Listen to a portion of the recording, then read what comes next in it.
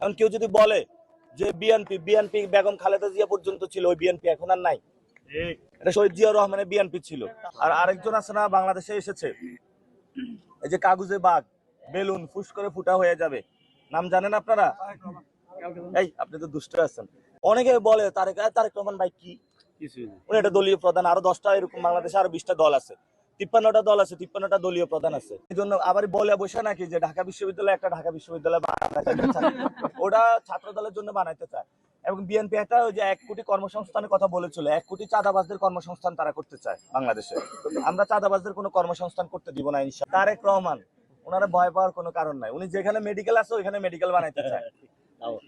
যে জায়গায় লিচু নাই ওই জায়গায় লিচু লিচু চাষ করতে চায়, যে জায়গায় আম নাই ওই জায়গায় আম চাষ করতে চায়, যেখানে ইপিজেড আছে ওইখানে ইপিজেড বানাইতে চায়। তো বুঝছেন তো কেমন ধরনের প্ল্যান। তো এই তারেক রহমান কি ভারতীয় সংগঠনকে বাংলাদেশে ঢুকাতে চায়? উনি চাইলেও তো এটা পারবে না, ওনার রাজনীতি গন কেস হয়ে যাবে।